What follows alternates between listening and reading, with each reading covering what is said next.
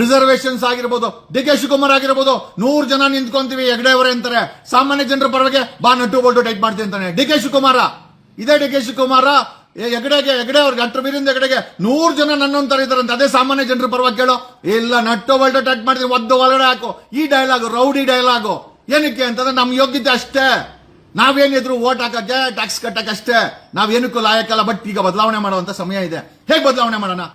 ನಾನು ಅನ್ಕೊಂಡಿದ್ದನ್ನೆಲ್ಲ ಸಾಧನೆ ಮಾಡ್ಕೊಂಡ್ ಬಂದೆ. ನನ್ನ ಜೀವನದಲ್ಲಿ ಇಂಥದ್ದು ಅನ್ಕೊಂಡೆ ಅದನ್ನ ಸಾಧನೆ ಮಾಡ್ಕೊಂಡೆ. ಅಡ್ವೊಕೇಟ್ ಆಗ್ಬೇಕಾ ಅಡ್ವೊಕೇಟ್ ಅದ, ಕಾಂಟ್ರಾಕ್ಟ್ ಆಗ್ಬೇಕಾ ಕಾಂಟ್ರಾಕ್ಟ್ ಬೇಕು, ಕೋಟ್ಯಾಂತರ ರೂಪಾಯಿ ದುಡ್ಡು ಮಾಡ್ಬೇಕಾ ಮಾಡಿದೆ, ಬಿಗ್ ಬಾಸ್ ಬೇಕಾ ಬಿಗ್ ಬಾಸ್ ಹೋದೆ, ಧ್ವನಿ ಮಾಡ್ಬೇಕಾ ಧ್ವನಿ ಮಾಡಿದೆ, ಜನರ ಪರವಾಗಿ ನಿಂತ್ಕೊಬೇಕಾ ನಿಂತ್ಕೊಂಡಿದ್ದೀನಿ. ನಾನೊಬ್ಬ ರಾಜಕಾರಣಿ ಆಗ್ಬೇಕು ಅಂತ 2019 ಎಂಪಿಗೆ ನಿಂತ್ಕೊಂಡೆ. 8,000 ಓಟ್ ಕೊಟ್ರು. 6 ವರ್ಷದ ಹಿಂದೆ ಬೆಂಗಳೂರು ನಾರ್ತ್ಗೆ ಯಾವ್ದೋ ಸುಳ್ಳಿಯಿಂದ ಬಂದ ಸದಾನಗೌಡ ನಿಂತ್ಕಂತಾನೆ, ಯಾವ್ದೋ ಚಿಕ್ಕಮೂಳಿಯಿಂದ ಬಂದ್ಕೊಂಡು ಶೋಭಾ ನಿಂತ್ಕಂತಾಳೆ, ಇವ್ DB ಚಂದ್ರೇಗೌಡ ನಿಂತ್ಕಂತಾನೆ, ಅಸ್ಸಾಮಿಂದ ಬಂದು ಸಾಂಗ್ಲಿಯಾನ ನಿಂತ್ಕಂತಾರೆ, ತುಮಕೂರಿಂದ ಬಂದು ಬಸವಲಿಂಗಪ್ಪ ನಿಂತ್ಕಂತಾರೆ, ಕೋಲಾರದಿಂದ ಬಂದು ಕೃಷ್ಣ ಬರೇಗೌಡ ನಿಂತ್ಕಂತಾನೆ. ಆದ್ರೂ ನಾವಿಲ್ಲಿ ಅನಾಥರು ರಾಜಕೀಯವಾಗಿ. ಕಾರಣ ಯಾಕೆ ಅಂತ ನಮ್ಮ ಹತ್ರ ದುಡ್ಡಿಲ್ಲ.